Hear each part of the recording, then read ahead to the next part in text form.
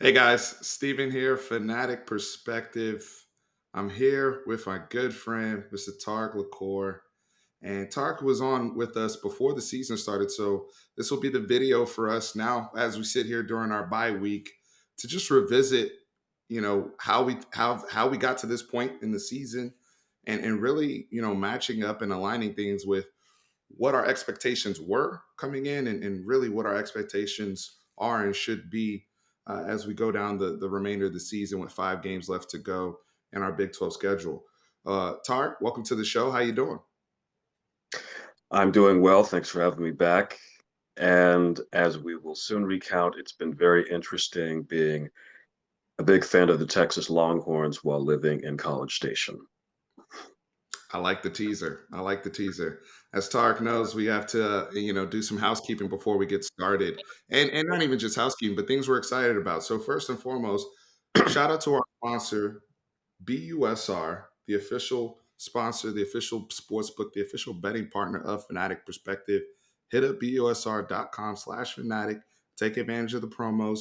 NBA tipped off last night. Was able to get some stuff in. My San Antonio Spurs hooping right now against the Orlando Magic. Some cool, NBA prop bets, MVP, all those things. Conference champion, NBA champion. Go ahead and get your bets on BUSR. And special announcement. Da-da-da-da-da. We have a contest. Contest has now been approved. Here it is. We are doing 2 ticket giveaway, 2 winners for Texas, Kansas. And more details are coming for this. But here's how you can win. This contest will run through November 5th, and we will be doing a live on November 5th where we will announce 2 winners. And here's how you win. You got to be signed up on busr.com/fanatic, and you must be subscribed to us on YouTube and be following on all social media platforms. So what does that mean? We have a Twitter page. You need to be following on Twitter. We have an Instagram page. You need to be following on IG. We have a Facebook page. Type in Fanatic Perspective. As long as you're following on all of our social media platforms and you have a BUSR account, if you've signed up previously on BUSR and you are on these platforms, you are live. Now, you have to have a deposit in your account. So as long as you're an active player, and what an active player means is at least $45, and you're playing, you are eligible for this contest, and we will pick the 2 winners on November 5th. I couldn't be more excited. More details to come on all the specifics, but that's the contest for BUSR Texas, Kansas. Excited to see you guys at DKR on November 13th. Now, also, we had an episode with our friends, Fire the Cannon. Tarik and I, good friends with the ladies over there. They do wonderful work on all podcast platforms. We did some group therapy, recapping Oklahoma State, touching on college football, LSU coaching situation, which Tarik, by the way, before the season, predicted that Coach O wasn't going to make it, which I thought was crazy. And here we are. So, Tarik, you nailed something, my friend. But guys, check out the Fire of the Cannon podcast. Love those ladies over there. I had a great time chopping it up with Megan and Rocky. I will have the link for that on this video, and I'll also post it in the community. So I know a lot of announcements, a lot of exciting things we had to get through. So let's talk some ball, Tarik. Let's do it. Uh, we'll touch on your Coach O prediction with LSU later if you had any inside scoop over there with what was going on. But we're here to talk Texas football. I got to soften you up before we get into the nitty gritty. And I mentioned Mhm. expectations off the top, right? So let's get Yeah. into it. I feel like there's kind of 3 different camps, and then I'm gonna let you go into this. There's the camp where you look at, hey, Texas is 4-3. Hey, first year coaching staff, everybody's in play. These kids have been through a lot of different staffs. We expected growing pains. We expected, we changed the quarterback. We expected this. Hey, Steve, we were never going to compete for the Big 12. We just want to be competitive week in, week out and try to get our recruiting back. There's people that think, hey, we're on track with what I expected. There's, I think, people that are thinking, hey, is this typical Texas? And I think this is some of the noise coming from more so outside the fan base, where people are like, you see, they thought they were going to go 10-2 again. You see, they thought they were going to go 11-1, and look at it, typical Texas. So you're hearing a lot of that. And then I think there's people that are like, no, our expectations were on point. We're not performing to what we expected.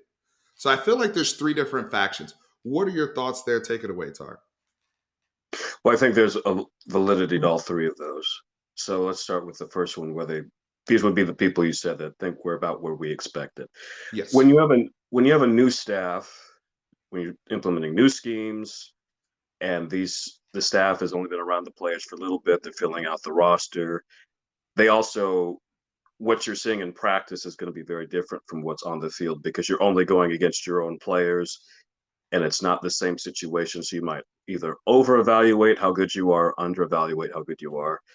So that kind of makes sense. And there's, as you said, growing pains. And I believe Vegas had the odds at 8.5 for Texas on the year. Is that right? I think it's It about was right. either 8.5 or 7.5. I think you're right. Yeah, I think it was 8.5. Okay. So if that was the prediction, then you're right. You're right on course. We've been waiting since 2009, since that national championship game. When will Texas be back? And so we're in year 12. And so lots of people are just thinking it's never going to happen. They always think this is the year, and then things happen. And then there are those, as you mentioned, who think you should be doing better. There's validity to all those things, because the people in the middle right, Texas hasn't been nationally competitive for over a decade now. Texas let two very winnable games slip away, and this is the crazy thing. So our friend David Allen, who's at Doc Texas on Twitter, I remember I had retweeted him with the caption of it's really crazy to think that in 2 weeks we'll either be saying Texas is could be 4-3, or Texas can be a dark horse playoff contender. Because if you'd won the Oklahoma game and the Oklahoma State game, Texas would be in the top 10 with a path to controlling their own destiny and being undefeated in the Big 12. You win the Big 12, you'll get into the playoff. So all those are understandable. I think I'm probably more so in camp one, that you can expect things to go wrong in year one, because historically with new coaches, whether it's at Texas or other places, it just takes time to build things. But what you want to see is glimpses of, can this team be really good? And you have seen the glimpses. Now you have to see the consistency. And there are holes on the team that have to be addressed in recruiting. Sure.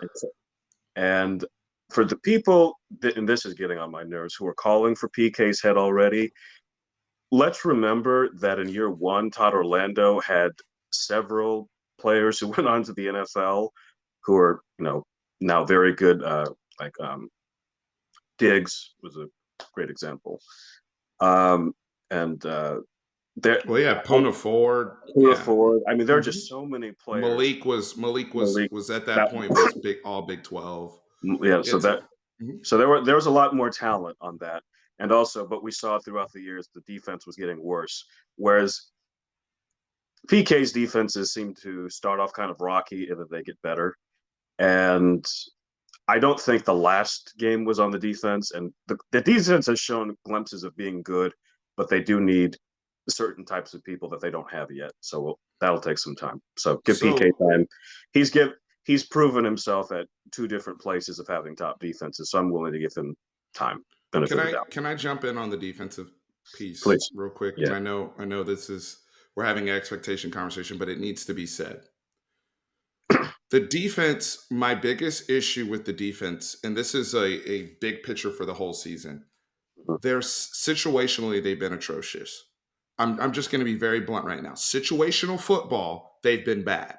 Now, last game, defensively, I'm not putting the whole game on the defense. Again, if I look at the stats and I say we threw a pick 6, so we take away 7, we gave up essentially 25 points on 82 snaps. Even if we want to get super technical, we really needed Spencer Sanders to score once we turned the ball over on down. So to get the ball back. So how many points did they technically give up, right? But here's what I'm saying: situational football. Second quarter, we throw the pick six after we get the Deshaun Jameson interception, right? And and then our offense is still in that mental fog. We're shook. We go -7 yards. We immediately go 3-and-out. Right there, situational football is what? 2-minute drill before the half and the end of football games. Critical moments at the end of the football game, especially in the fourth quarter. Right there before the end of the half, I needed my defense to get some momentum back and stop Oklahoma State, even if we don't get points and go win 17-10. But we get into this thing where we automatically at least give you three. That's bad situational football, and I've seen that throughout the season, even going back to the Arkansas game. That's been a consistent Well, issue. you had to bring that game up, huh? I mean, we're in the bye week. We're looking at, we're auditing everything right now, Tarik. Mhm. So that particular situation, we have an opportunity. You were at the game. We were both there at the game, right? Like Mhm. we felt the energy changing. That was an opportunity, even if you're not getting a turnover or anything, just to get a stop the bleeding, because they're getting the ball at halftime. We're coming out in these games jumping on people. We're the ones going up to the coin toss, taking the football and scoring, which I love. That's a positive. But when we get into those situational moments, later in the fourth quarter, Oklahoma State, I believe it was 3rd and 9, and we give up, I think it was either inside zone or inside draw play to Jalen Warren on the ground. That's situational football. I understand at that point, y'all have played a whole bunch of snaps. Brothers are tired. Y'all lost Demo. I get it. But that's the difference between, oh, we had a good day today and we won the football game. It's easy to look at the stats and be like, well, technically, coach, we had a good day today. We held them down on the run. They didn't throw for 200 yards. We got a turnover. If you lost, you didn't have a good day. Right, right. Because in that moment, I don't care. It's 3rd and 9. Don't give up a running play for 11 yards and let them move the sticks. Every time it's critical, we let people score. We in the Cotton Bowl, didn't we tie the game at 48 all? Right. Didn't the Yep. defense have an opportunity technically to get a stop and send that thing Yeah. to overtime? I tweeted out, I said, the game is on the line right here. I said, it's on the defense right when that happened. Yeah. And I know, yeah, they're tired. The momentum, Caleb Williams is going off, blah, blah, We blah. should have had the momentum Situationally, after that X touchdown. right. But situationally, they've been atrocious in certain situations. 4th and 1, when Caleb Williams comes in. And you guys don't even, it's not even that you gave up a first down on your own side of the field. You gave up a touchdown. Yeah. Everything's on the line. You have an opportunity, even against Oklahoma. They advance the ball. Make make Gabe Burkett kick a 50-yarder to beat you. But no, you give up direct snap on the same thing they scored on earlier, and you let them walk off. So while I agree, I'm not, and this is not me saying PK should be fired. Absolutely not. I'm not. I'm not. That's please nobody misunderstand what I'm saying right now. But what I am saying is we have to get better as a football team, as a program, in those situational moments, because we've been really, really bad, really, really, really bad, and a lot of that to me falls on the defense in some of those key moments there. Oh, no, I'm not saying that there aren't a lot of moments of criticism of the defense, and I agree with everything you said there. I was just saying there's a certain way PK likes to do things, and he doesn't quite have Sure. those kinds of players yet. And he has made some adjustments. I thought moving Hmm. Alfred Collins into the starting lineup was very, very good. I think Jalen Ford really proved himself in that last game. Hope to see him as a starter moving forward. I the thing is with DeMarvin Overshown, who I think is a great player, I think he's kind of perfect for that star role, which we're trying to sell to Harold Perkins, where he can kind of move around all over the field, but you have to keep him there for now. So we'll see where that goes, but he's doing well. So got 5 more games to close this out. But back to seasonal expectations, I think the that the reasonable goal would be anywhere between 8-4 and 10-2. So if you get 9-3, 8-4, that's still a good solid start. Can I ask you a So question? yes, go ahead. So, by the way, guys, Tarik is a writer for Hook'em Headlines, and before the season, you talked about yes, it's year one, but your point was, hey, we've got to, if we don't win, I think you had, if we don't reach the Big 12 championship game, I think that was really where you're getting at. This season's a failure. And, it's a pass fail business. And I agree with that. And I said that, I think, on my post game show last week. It's a pass fail business. And I think that's every season. And that doesn't mean that fail means, again, people get fired. But in terms of what our goals and our expectations were, it's pass fail. And so when we're talking about, I think at the you were like, even 9-3, you can sell 9-3 depending on how the three losses look. They're at three. There's no more, like, if we're going off of what your expectation was coming into the season, they're completely out of margin at this point. So, I mean, revisit that, right? Coming in, how are you? What are you seeing in comparison to what you wrote before the season started? Well, just let me provide some context for people who maybe hadn't read that. What I was talking about was, so Sark is a new hire. He Mm-hmm. isn't as proven of a coach as if you had hired, say, Urban Meyer, obviously, or even if you had hired James Franklin or Mario Cristobal, who have won Sure. championships and have put Mm-hmm. lots of people in the NFL, things like that, and or just proven coaches. I mean, look at the jobs that are opening up, and Franklin's on every list, Cristobal's on every list. So there was a need for Sark to prove that I was wrong. Like, no, I'm the guy for this job, because while we were all excited, people outside of Texas were saying, I don't know, you got run out of USC for personal problems. You made Washington decent. You never made them great. What's the evidence that you're going to make Texas great? Rod Babers, who is one of the great voices of Texas football, was very critical of the hire. So I was saying the way to really prove people wrong is to win 10 games, which he's never done before. Whether, even if you include the bowl game, his best season is 9-4, which was his first and only full season at USC. So show that you've done your best work at Texas. And also, over the Big is not the SEC. It's not elite league. There's Oklahoma and there's everybody else. So what you were competing to do was, we can be the best of everyone else. Even though, Oklahoma is really set up to win well this year, we can be right there. And I can Which we tell knew. people, look, Mm-hmm. right. And I can tell people, hey, we're right there. I can get this, I can get this done. And I said, so 10-2, you get into the big. I mean, you can get into the game with 9-3. And also, the reason I said 10 was, it's since 2009 we have not won 10 regular season games, and we will not win 10 this year, obviously. Right. So I said 9-3 could still get you into the championship game, and that's going to be very difficult. It's not impossible, but now you'd need Oklahoma State to lose 3. So that was where I was at. It's not that I personally was going to say he is a failure as a coach if we don't do that, but this was the The Big season 12 was. itself. Yeah, Yeah. but the Big 12 was winnable this year. That Iowa State is not what everyone was hyping them up to be. I never bought that they were going to be a playoff team. Oklahoma State, you were winning the entire game. You should have won that game. I mean, Baylor's looking better than what we imagined, but you should still be able to beat them. So the season can still be a success, but Sark has to win out from here, or it's going to be looked at as there was just a lot left on the table.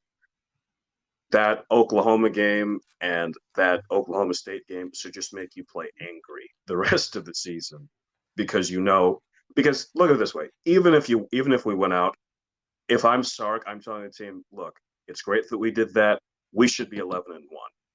We should have controlled our own destiny to going to the Big 12 championship game and maybe competing for a playoff spot, and we let that slip away.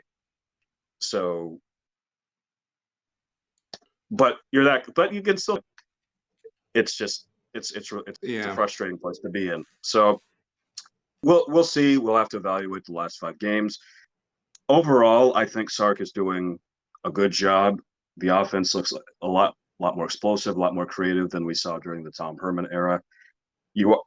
Part of the deficiencies, and we'll get to these, are Sark doesn't have the type of players at enough positions to kind of do what he wants, but he's making do. Certainly, Bijan Robinson is having a great season. Hopefully, we'll be sending him to New York City. Lots of work to do on that front, though. So we'll see. Got So let me add this point to the expectations, and I want to move on to the next topic. mhm. I just want Texas fans to understand that it's okay to have high expectations. I mean, that's.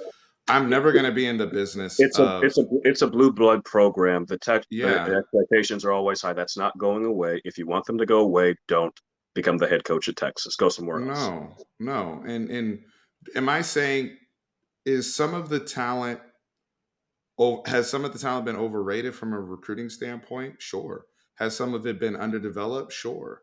I think and I was texting back and forth with some buddies of mine, and I said this to them like the worst thing that happens in college football sometimes is that we know what these kids are when they're coming out of high school in terms of what they've been lauded to be in terms of their stars, right? And so it's like this person was a 5-star. Recently, we just heard the news about Tyler Owens, entering the transfer portal. But I mean, again, if you're doing your own evaluations and you look at these kids and whatnot, like I said on the channel at the time, and I got a lot of crap for it. And I'm not trying to hate on Tyler Owens or anything like that. But when I looked at the film, I'm like, he got a Texas bump in his recruiting. Like he wasn't a 5-star player to me. 5-star body, 5-star, in terms of 5-star measurables, speed. speed, of course, right? He was only behind Matthew Bowling from Georgia, but I never, and I'm not, and I wish him the best wherever he goes. I wish him the best. I hope he can develop and take advantage of those gifts. But I just thought it was not fair for him to be lauded that way because what happens is once the kid gets to school, him having 5 stars doesn't mean squat. It's who can play. We've been seeing Baron Sorrell, right? Wasn't he one of our lowest rated people? But he was over here making splash plays earlier in the season. Like Jalen Ford was a 3-star out of Frisco. He was supposed to go to Utah, I believe, and we were able to bring him in here. Like the whole recruiting star thing, like it not only it doesn't even just blind us, it sets the wrong expectations in terms of if we didn't know any stars or whatever, then we would only assess the teams on how people were being developed. That's the only thing we would go off of. And even with all of that being said, the reason why I'm still justified and how I felt before the season, I felt the team was a 9-3 football team, but I felt like our 9-3 would be good enough to get into the Big 12 championship game.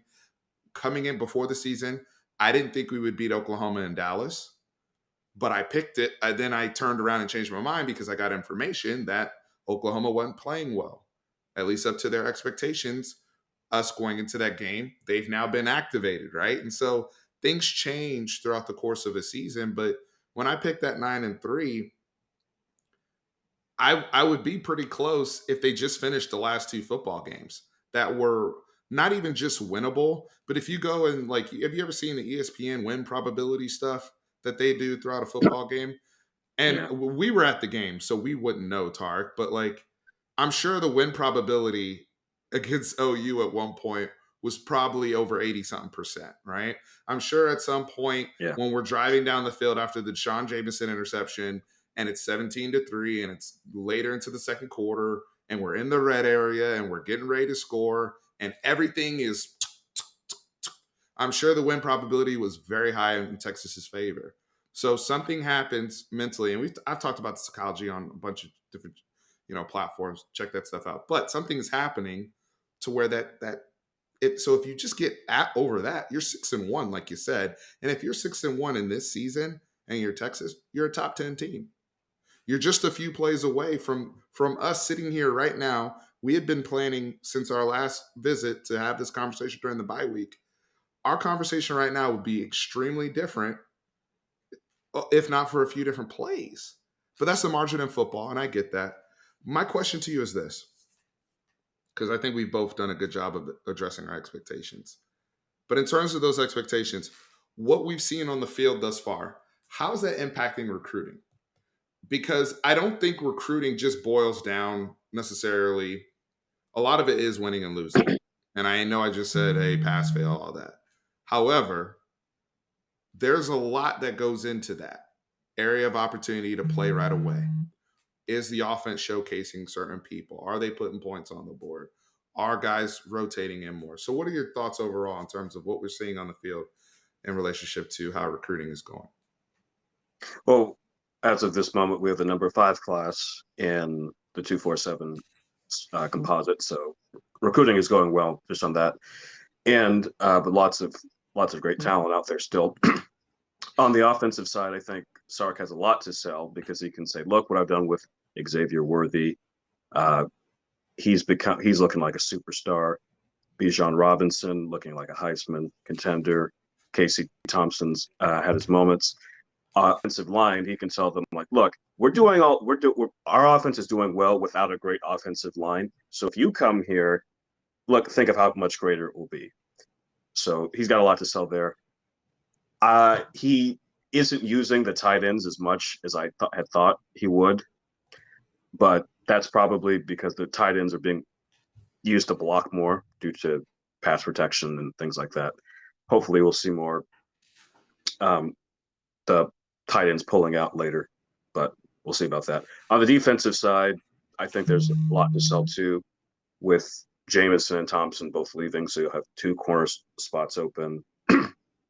And then the safeties have been kind of shaky, so I think a big selling point is going to be playing time for this because On the defense, especially. Yeah. on the defense. I think everywhere. At wide receiver, you have one consistent wide receiver, Xavier Worthy, and even he has kind of his issues, and you don't have a lot of guys who can separate and get open. So if you're an Evan Stewart, you'll play for sure. So I think it's all there.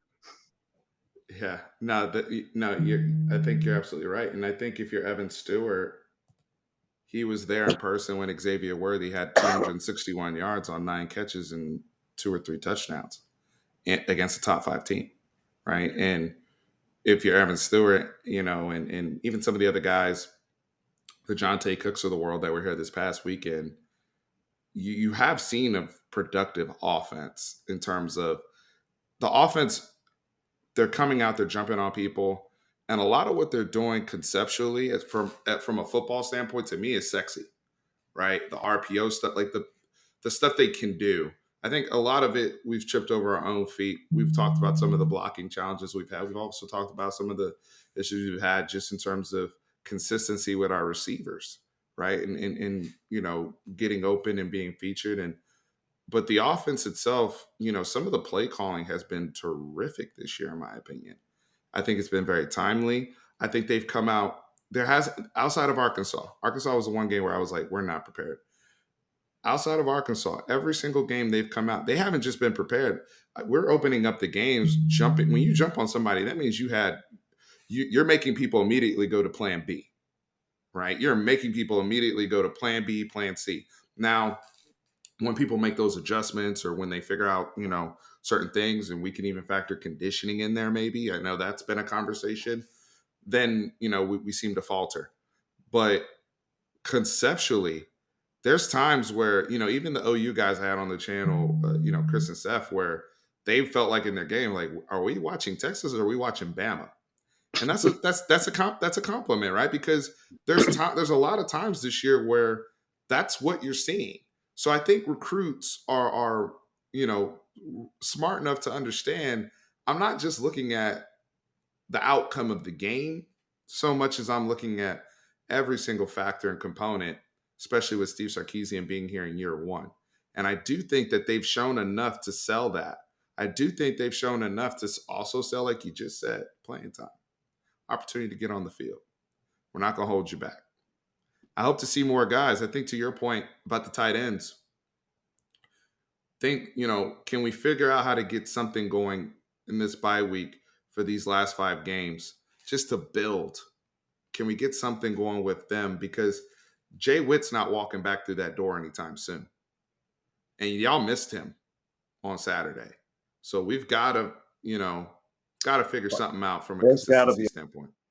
A way to get Jatavion Sanders in there somewhere. He's a big, fast dude. I'm like, there's got to be a way to get him out there.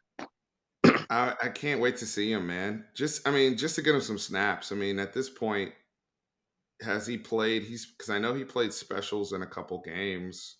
So he's played what, maybe 2 games where he's I know. I think he played Rice and he played Louisiana, but I don't think he's played since. I haven't seen him okay. since. You guys, if you guys know for sure, please chime in the comments with how many games If he has, or it's been very limited. So sure. Well, and the thing is, I'm asking about the 4 game rule, right? And so if there's, if that's the plan, or if they don't care and they look and they say, you know what, these last 5 games, we're going to try to start to work him in. We also haven't seen much of Juan Davis. I'm also curious if he's more on a red shirt type path at this I saw point. him against Oklahoma State, so I think he's going to burn it. Juan Davis, okay, Yeah. okay, yeah. These are just guys that are coming off the top of my head, so I'm curious to see you know what the plan is with some of these guys.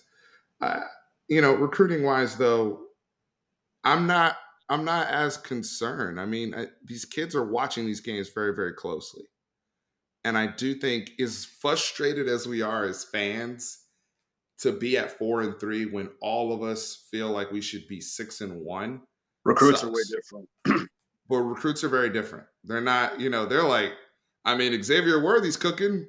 Looks good to me, right? Like, Yeah. Texas is throwing the ball like they've never thrown it before.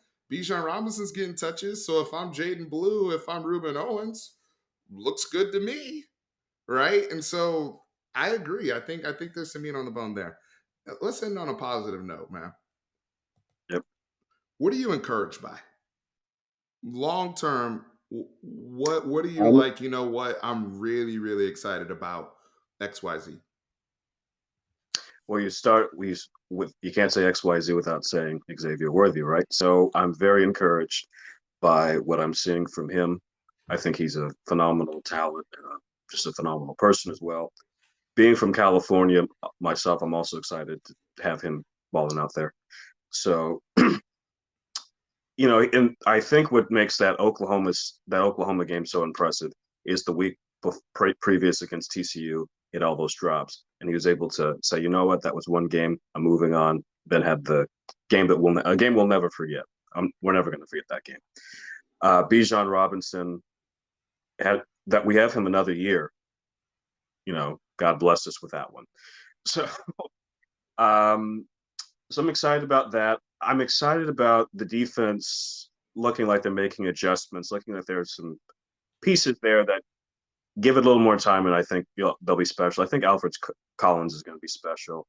I think Jalen Ford has a lot of talent. Jaron Thompson, I think, is a very solid player. So there's a lot to be. And for Steve Sarkisian, I love that he has a winner's mentality of set and just owns up to what's going on rather than try and say like, well, there's little things here and there. He just addresses head on what the problem is, saying this should have happened. We didn't do this. We need to go back and change this. And also that he's just not scared to play the best player. A lot of coaches might have said, I don't know, Xavier Worthy, he's a true freshman. He maybe weighs 160 Start playing pounds. games. Do I do I really want to put him out there? That and another person that I'm positive hopes, but I'm surprised isn't playing more is Calvante Dixon. When he gets out there, he does things like that, making that catch even when he was getting a pass interference call in it. It's like we never saw him anymore. I had thought he was just going to kind of slide into the slot and you could use his speed against the linebackers and others. So that's another point.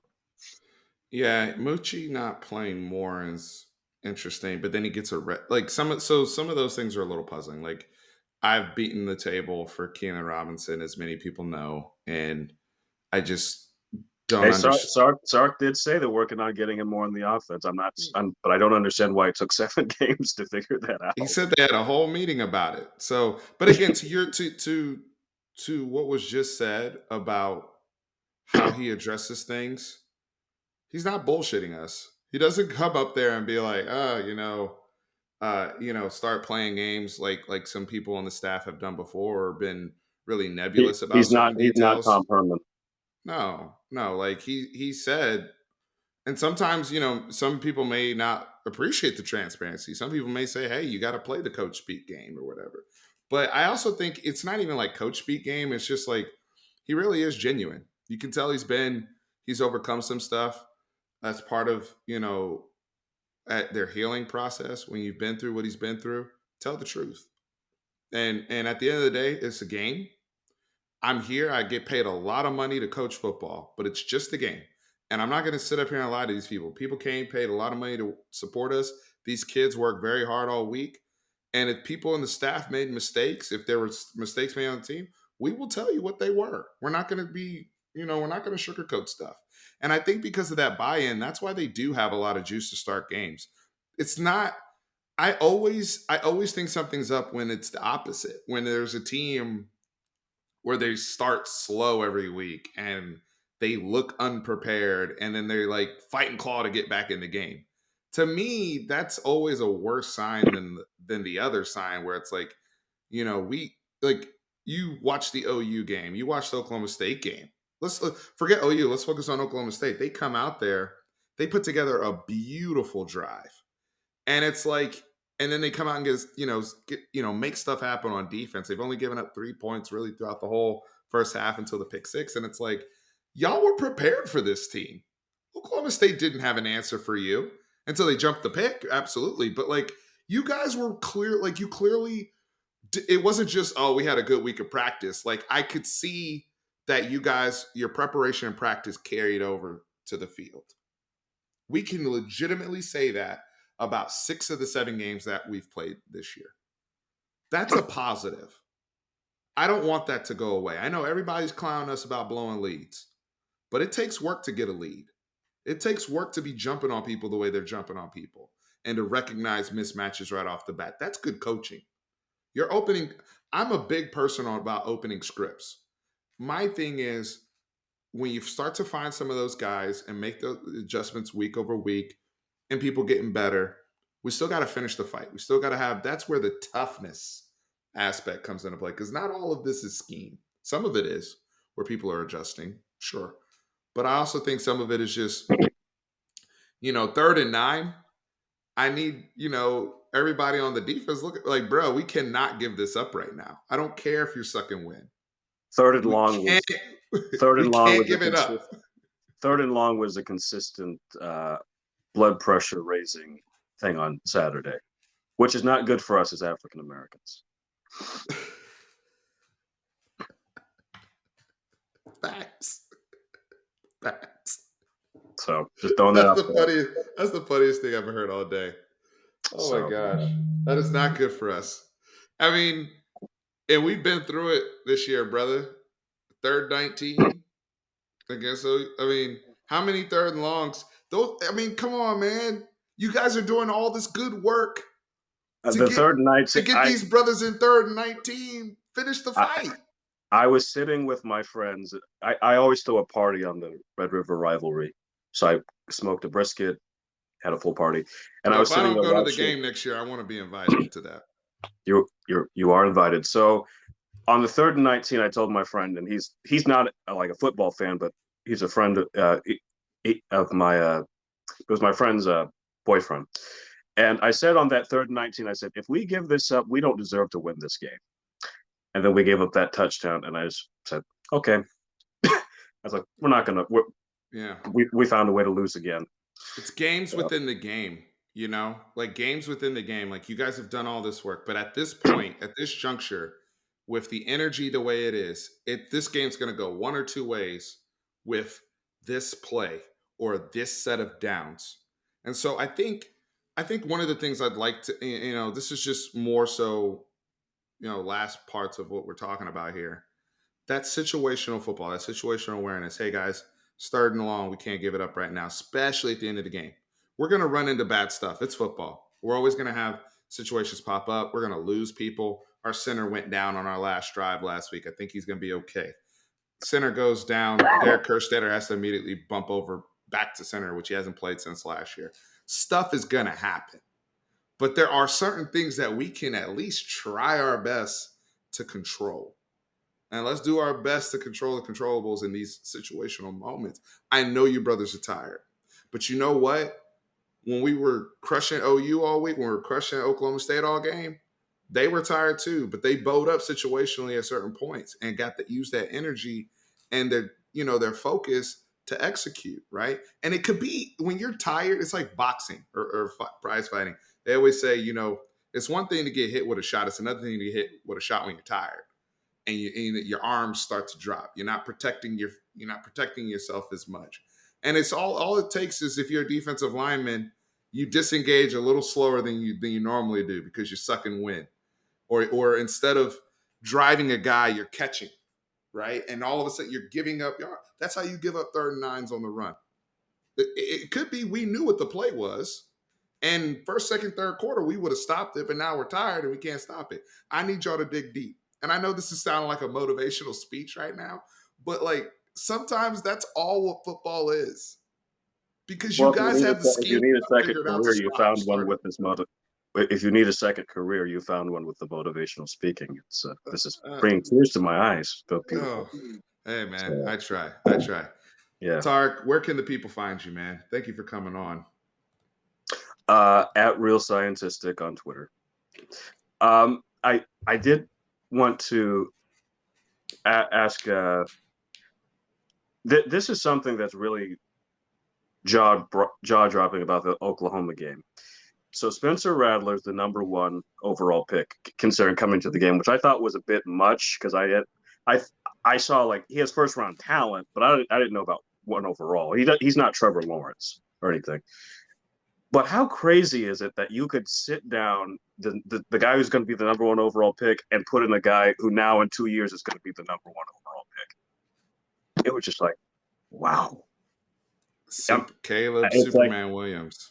It's like he put in Aaron Rodgers, and I thought there were some of those throws where, because I talked to our friend Hannah who is on the podcast you mentioned with Megan and Rocky, Fire the Cannon, and I said, does anyone think of Madden when you're playing Hail Mary and you're throwing things up and you're just hoping? That's what it looked like with Caleb Williams a few times, but it was just a beautiful play and just kept happening and happening. And I want to give him credit though. I mean, he's from DC and all that, so I'm always gonna have a special place in my heart for the DC guys. But yeah, those balls look like 50-50 balls. They look like it. However, that ball he threw to Mims, if Mims doesn't catch it, where's the ball going? Out of bounds. Like if I'm coaching you to throw those type of things, that's where the ball needs to go, right? We're not in harm's way. It's 3rd and 19. Why not, right? And so it's like either touchdown or out of bounds, right? But yeah, that was good coaching by Lincoln Riley. That's good coaching, right? And so, but the thing is, we saw him against TCU, and he looked terrific. And he's throwing back shoulder. He's actually going through some progressions, like more like he's even more advanced than I thought he was. And you see now the brother has, I think he's plus 1,200 odds. Shout out to BUSR if you go on BUSR.com, our official sponsor, official sportsbook betting partner, Fanatic Perspective. Caleb Williams right now is plus 1,200 for the Heisman. I believe he has like the 5th best odds. Right now, BUSR, Bijan's plus 900 still. There are other sports books I've seen where Caleb and Bijan are the same odds. He started 1 football game so far. Like, and that's also to a larger point, that's also how wide open this whole football season is and has been. Iowa was the darlings. They beat Penn State a couple weeks ago. Then they lose, and now, nobody cares about them anymore, right? And we move on to Ohio State and Michigan State. Like, this season's wide open. That same night, that same dreadful evening for you, and I feel really, really bad for you because you're in College Station. That same dreadful day, I should say, October 9th, 2021, thou shall not be forgotten, where you have to watch your football team at your party, where you're smoking a brisket. You think you're having a good day. We're up 28-7. What can go wrong, Tarik? Not only does OU everything. Not only does OU find their guy and have the largest comeback and the Red River, rivalry. But then in College Station, you witness the 12th man take down number one, Alabama. It's Yeah. like, damn, I hate it here right now. I mean, And what do you do? I still went to campus on Monday wearing burnt orange. So that's My what I did. guy. My guy. There And you my, go. my wife and I are going to That's what it's all A and about. M. My wife and I are going to an A&M game on Saturday. So, and I will still be wearing burnt orange.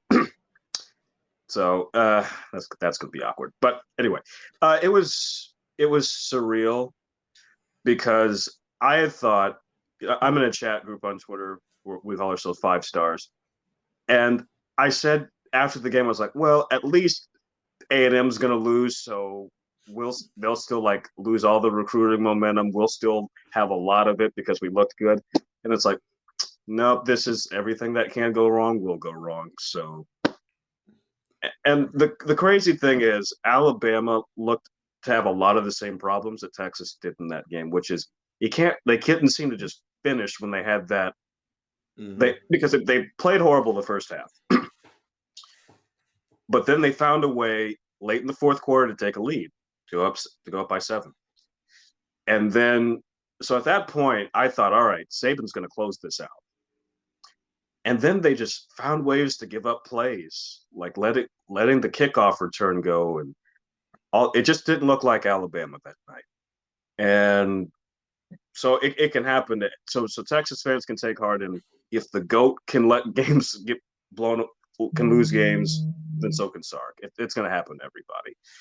The key That's is a not to make very fair the, perspective. the key is not to let it become a habit and a continuational thing, and let that happen 2 weeks in a row. Sark and the team need to be angry about that. That can't keep happening. The Oklahoma game, as you mentioned, you and I both didn't think they were going to beat Oklahoma coming into the season, at least. Coming into the season. Right. Although I said the week of, never predict the Red River rivalry because the number one rule of that game is it never makes any sense. As we've seen some great Oklahoma teams go down, some great Texas teams go down. And so all that's to say is we should be happy to know that you were right there with your biggest rival, but it looks very likely like Lincoln Riley's going to bring home that 7th Big 12 title. So Well, we can wrap up the video right there, Tarik, because well, half of therapy is being honest and opening up and acceptance. Steven, you know I'm an honest man, so I know, but this is enough. This is a lot for one session. This is a lot. It is a lot. We have to take it in doses. And I've been especially after I had to wear crimson last week and deal with Chris and Seth. It's been a lot, and now I'm dealing with back-to-back losses. It's been tough. The only thing is this, and I know we're coming up on an hour, but I want to end. You were talking about ending on a positive note. At least we have the Dallas Cowboys. Oh Okay? yes. At least we have Trayvon Diggs. At least we have Dak Prescott. At least we have CeeDee Lamb and Ezekiel Elliott and Tony Pollard and Randy Gregory and Kellen Moore and all these awesome individuals. Randy Gregory, my goodness. Randy Gregory, I'm just happy the brother was able to make it out of Boston without getting arrested for what he did to Mac Jones. I thought he was going to have to send an obituary note to Mac Jones' mother after that hit. I was like, but now we know what it's like to have CeeDee Lamb on our team rather than the right. Team. He's on the right side. Yeah, he's a special player wearing 88, man. No, but these guys are led by Dak Prescott, and that's why that's his case for MVP. I think right now, he probably has a significant leg up on Joe Burrow for comeback player of the year, in my opinion. But now when we talk about MVP, this is the same football team. Now the defense has changed radically. And shout out to Dan Quinn. Trayvon Diggs is, skyrocket. We get all that. Micah Parsons, culture change. Just him being, just his presence. Get all that on the defense. This is the same football team, though, offensively, that they scored one touchdown in a whole month after Dak Prescott ankle went to pieces. For a whole month, it took about a month to score more than one touchdown. So let's that and now you have the number one ranked offense scoring. You have the number one ranked offense in terms of yardage. You're top five in passing. You're top five in rushing. And from a football standpoint, I don't care if you're a Cowboys fan or not. You have to appreciate what he's doing at the line of scrimmage. He is he's a maestro up there. Whether he's checking into runs, he went toe to toe with the master, right? Him and Kellen, the brain trust, as I call them, because those two have been together since Dak got there in 2016. Him and Kellen been together. They went toe to toe against Bill B. And Bill Belichick, Tarik, you saw it. We were talking about it on Twitter. Bill Belichick was throwing every type of coverage at the Cowboy, and all his tricks. And they throw for the most yards ever against a Bill Belichick coach defense. How can you not be excited about the Dallas Cowboys right now? Let me link that back to the Longhorns for a second, but still ending on a high note. So you just said Bill Belichick, one of the greatest defensive minds, throwing everything at him. What other coach had said, I threw everything at this guy, and there was just nothing I could do? Vince Young, 2005 Rose Bowl. Pete Carroll said, I threw every blitz I knew. I created some blitzes. On the fly. There was just nothing nothing he could do. Yeah, Dak Prescott, I think this is the best comeback I've seen since Adrian Peterson when he tore his ACL and then came back and almost broke the rushing record. So very impressed with Dak Prescott.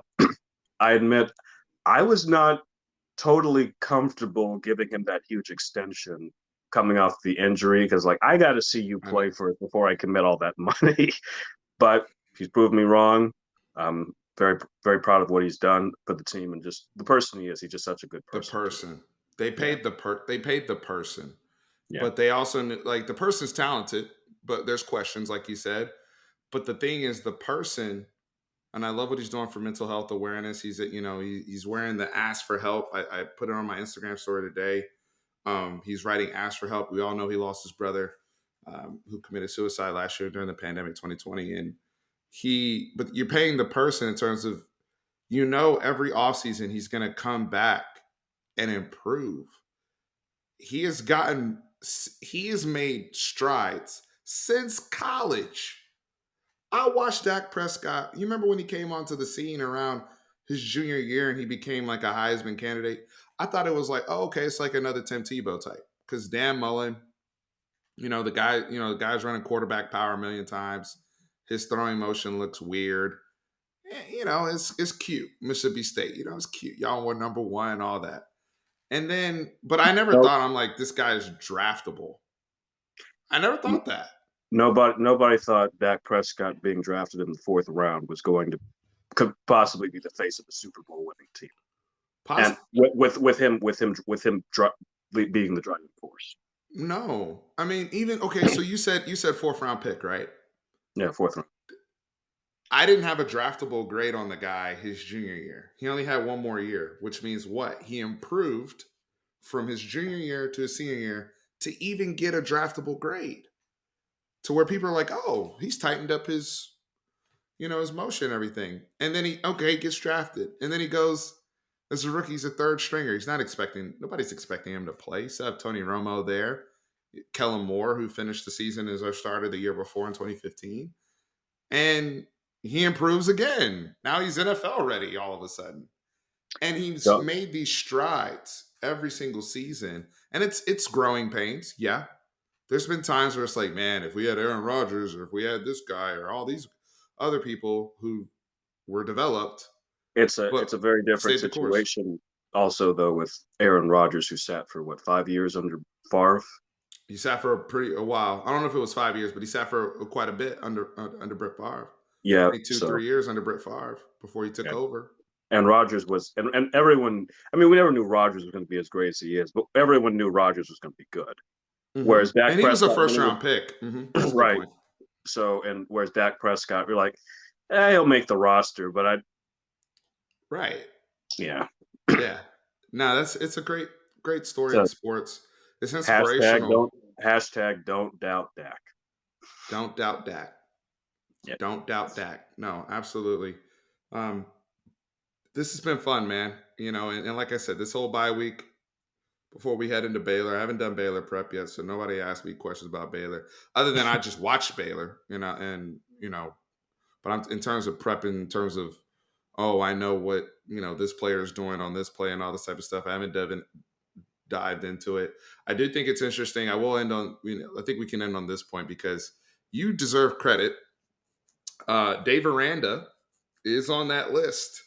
I don't know if you've seen the odds list that's come out, and shout out to Rocky and Megan. We touched on this as well on the Fire the Cannon podcast. Y'all go check that podcast out. I'll have the link in the description. But we were making fun of Megan's. Her second favorite team is Michigan State, and Mel Tucker, who is also on that odds list. Dave Aranda's on the odds list as the next head coach of LSU. And this is something you called. Do you remember saying this on our channel, Tarik, that you didn't think Coach O was going to make it? I actually had I remember thinking that. I didn't know I had said it on your channel, but yeah, I believe you said it on the channel. You said Coach O wasn't going to make it because I think you were talking about Jimbo, and you were like, I mean, Jimbo's eventually going to be the head coach at LSU because Coach O's not going to make it. And I was like, well, is that? Did he just break some news? Like, I don't know if Jimbo's going to take the job or not, but I know because he got the extension now. Well, which he might get another one now. Because remember the way this works, because Jimbo does not have a buyout, he can walk away for free. So he can tell them if Woodward offers him the job, which Woodward will do, he said, either you give me more money or I'm out of here. So, and I don't think LSU is going to come up with the money that A&M has, though. I mean, they might not. I don't know. But yeah, it's interesting. Dave Aranda, I don't see that, but he's a name. Cowherd said today, talking to Joel Klatt, he would hire Mel Tucker. I wouldn't do that either. So if you're LSU, gun to your head, who you calling if you're Scott Woodward? Well, we've already talked about Jimbo Fisher. My first call is James Franklin, but I think Franklin's going to go to USC. That just seems too perfect for him not to do it. But I would call him. The personality. He does have the personality. He would kill it in recruiting in California. I feel like just his vibe. Yeah, I think he would be great there. Another guy, who else? So he would be my. Can I ask you one question though? Sorry to get off topic again, but I always have fun talking to you. You're my friend, and we're catching up. Yep. Why do people always say James Franklin's going to leave Penn State like Penn State's small? Like, is it Penn State? Like, growing up, I used to think Penn State was like a destination job. Why do people always just say he's going to leave all the time? I think that's a great point. It's not that Penn State's not a great job. I think it is a good job. It's not a top 5 job, and I think he's a top 5 coach. That's one. The second is, when you think about, okay, if you're a guy like James Franklin who's really competitive, who wants to win a national championship, do you want to be somewhere where I have to go through Ohio State every year, knowing I'm never going to get the talent Ohio State has? You're just not. And also, if Michigan is even decent, they're going to have more talent. Michigan might be starting to wake up. Because that's a sleeping giant, right? Mm-hmm. Michigan's like Texas. If they get the right, Michigan's like Texas, exactly. If they get a great coach, they can get things going. You're not in the same position as you are if you go to USC or LSU. So people have been thinking Franklin can win a national title, but can he win it at Penn State? Probably not. That's why I think people are saying that. Whereas if he goes to USC, he'll dominate the Pac-12. He'll just be in and out of the playoff every year. There, I think. If he'll hire a great staff, he'll hit the ground running. That would be my first call there for LSU too. If you can't get Franklin, that's where it becomes hard, because LSU is one of those jobs that needs a great coach, and there aren't a lot of great coaches in college football. Why do they need do they need a great coach? They just won a natty without a great coach. Oh, the thing is, you can catch lightning in a bottle, as Ed Orgeron did at LSU. You can have Saban down because that was his first year at Alabama when Les Miles won. But are you going to be able to, like, every year is a coin flip with Nick Saban? Because Saban's going to be around, I think, another 10 years. Yeah, you got to So, stabilize the way Kirby stabilized at Georgia. yeah, Like that's so you have They to, have a floor. You got right. to find that floor. Yeah, that's a good point. So that's what I'm thinking. So I don't know who the second call would be, but I know who my first call would be, Franklin. The guy After that, who the guy who I would contact if I'm LSU. I mean, I do think so. Another name that hasn't been thrown around as much, that was more so thrown around before the season, was Billy Napier, and him also being former Alabama ties and just how he rolls. He would know that region really well, but he's not. I think he would have been a great hire for Auburn. Is he a great hire for LSU? We'll see, because it's different. People that understand the SEC know exactly what I just said. I think I would be intrigued though, and this is like more of a make him say no type thing. I would call Joe Brady. You talked about like lightning in a bottle, like these young coaches out here that, what if we do have another guy that ends up like a Lincoln Riley on our hands that is just that mastermind? Because I think of Joe Brady in that light. Or, Brady's gonna get an NFL job this year, so I don't and think that's what everybody keeps saying is Brady's, he's the next, Brandon Staley or, one of the Sean LaFleur McVay. brothers, McVay. And Joe Brady does seem more like an NFL guy. I don't think he's that type of dude. Even Kyle Shanahan said that. He's like, bro, I don't want to recruit. I don't want to get out there. Like I'm more of an X and O guy. I want the best possible players, like talent wise, and then I just scheme everything up for them. That's more of what they like to do. And I feel like Joe Brady's kind of that same way. But I'm Yeah. intrigued by it because he was so good that one year he had control or had some control over the offense at LSU. I actually now I know who I would call for the second. Bob Stoops. Bring Bob out of retirement. I think it would be a great. I think he would do a great job there. I do. I really do. You would call Bob Stoops. Call Bob Stoops. Well, I mean, he now I guess it would be interesting if he went to LSU now because Oklahoma is going to be in the SEC, so he'd be playing Oklahoma all the time. But Stoops, there's sometimes like he'll talk, and I get the feeling like he wants to coach again, but it's got to be the perfect situation to do it. It was kind of the same thing with Urban Meyer, where you're like, yeah, he wants to coach again. Yeah. So I would try Stoops. I mean, what's the harm in at least trying? Yeah, he You got says it. no. You got a sitting national championship coach. Give him a call. I don't think you. The other thing, the problem with Joe Brady is I don't know if you're LSU. Do you want to take a risk on a coordinator who's never been a head First coach? time coach. Yeah. Yeah, Yeah. I don't think LSU, Texas, USC. Those are jobs where that's your first job. You need to have shown you can run a program before you get to LSU because LSU they'll eat you alive. Look at what's happened. He did.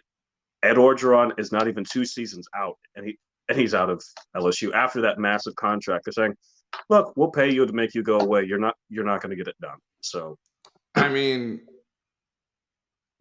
y'all can talk. We can talk about this offline, but you can't bring your girlfriends and your side pieces to practice. I mean, you just can't do that, Coach O. That's not a good look, well, I mean, especially when some of were, them are with the boosters' wives. I mean, that's the oh, fastest way to get fired on your day off. that was so grimy. That I athletic mean, piece, I remember because I subscribed to the athletic. I read that. I was like, oh my goodness. you letting the ladies do drills? I mean, come on, man. Let's have some. Let's Coach O. Yeah, Go Tigers. Anyway, no, I think with Stoops, it's interesting. Stoops is intriguing. I always thought if he ever wanted to take a job, he would take Notre Dame because I always felt like kind of his dream job. But it seems is like he BK. is Stoops Catholic? I don't know. OU fans that are out here that love Bob Stoops and worship him, chime in the comments. Is Bob Stoops Catholic? I personally don't know.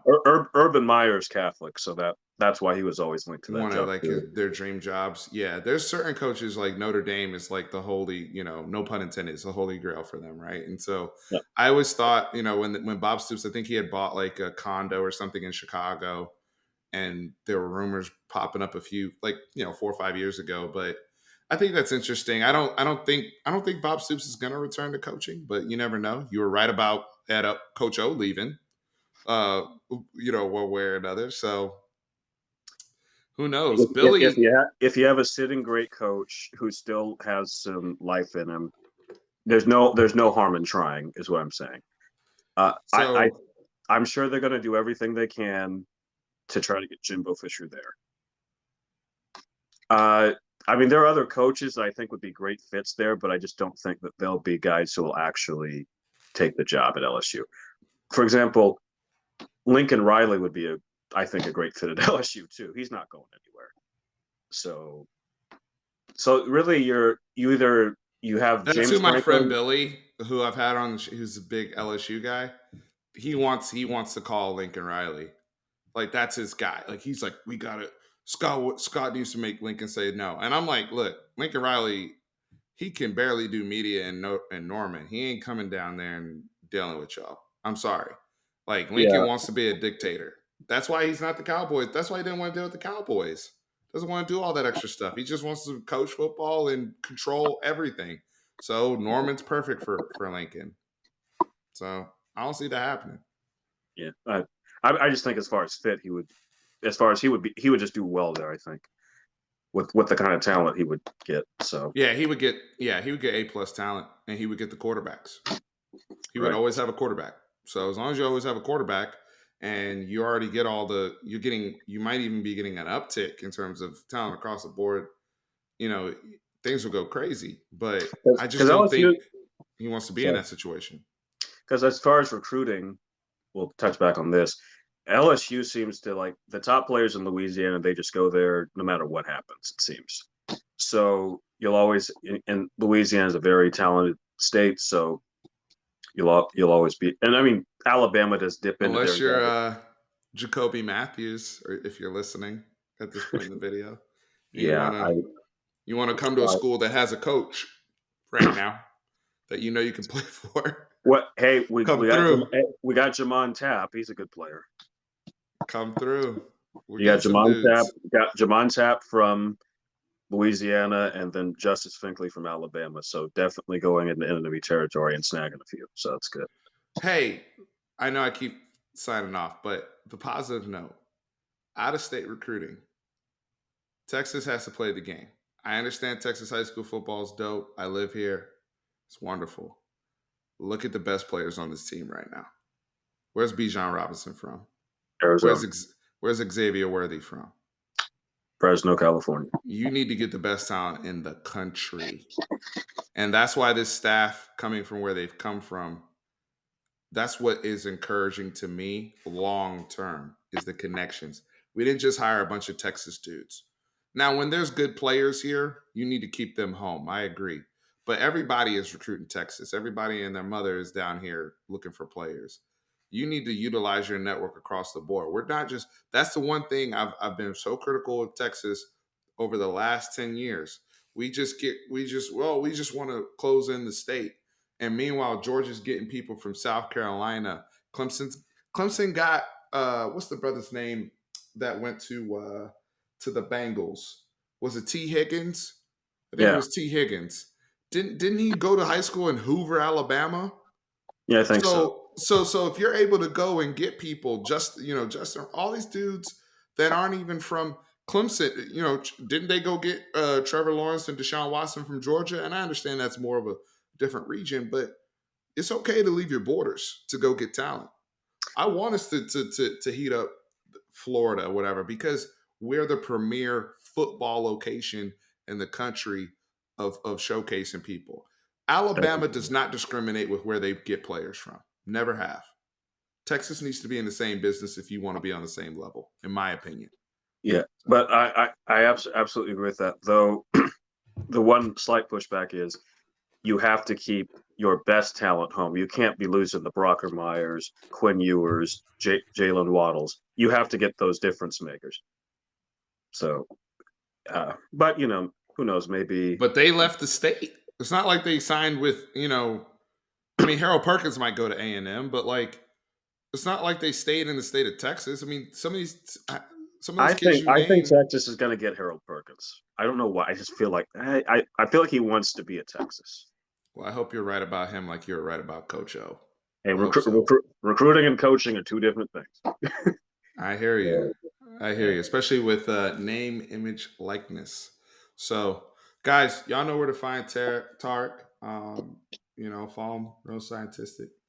Really great follow on Twitter. He's always engaged, always talking with folks. Always very high level intellectual conversation. But a diehard Texas fan, as you guys can see here, and that's why we have a good time talking ball. College football fan, Cowboys fan. What more can we say? You were This is talking about easy. NBA basketball. My Lakers lost last night. I'm not sure. I don't think Hey, that. the I don't. NBA. Oh, go ahead. Yeah, go ahead. I'm not sure that. I was nervous about that Russell Westbrook trade, and nothing I saw last night made me any less nervous. So So West, so I might have to start it. I One of the things I would like to do over this next year is to increase the NBA stuff. I just got to figure out how to do it, to where you guys don't just fall off and go, oh, Steve's gone rogue. But, one of my first loves was NBA basketball, and I still am very passionate about it. So Westbrook and Rondo also had beef before, they, Rondo coming back to the Lakers, Westbrook coming on the team, trying to integrate with Bron, AD, and all these guys. And I felt like I think it's going to take time with the Lakers. You have a lot of different, not just former stars, also Melo in there, where you're trying to really weave in people's roles. And with Russ, Russ is going to have some good nights, especially the nights where I feel like LeBron has to sit for rest. But he looked so passive yesterday, but then he still is not a good shooter. So it's really, really hard to integrate him. And he's going to have to play a lot of minutes with the second unit and just kind of do his own thing when Bron and AD are sitting, and you get that charge from Russ. But it's going to take some time. I don't expect them to look good right off the bat. I'll be honest with you, from a basketball standpoint, basketball takes a lot of time to gel when you have a lot of talent. That's why I'm like all the people talking about Texas basketball, and BK, if you're listening, we need to do our season preview video here soon, brother. But shout out to Brad Kellner. Go subscribe to his channel. I'll even put it up here on YouTube because I got it up there. Subscribe to BK. He's the man. He's up in Houston now. He's doing great work. But Texas basketball is top 5 in the AP poll. yep. Chris Beard smashed the portal. But all the kids he brought in, all conference, people averaging 15 plus points per game. He got Andrew Jones to stay here. He got Courtney Ramey to stay here. That's a lot of people that are used to having the basketball. That's a And there's lot of only mouths to one. feed. It's one ball.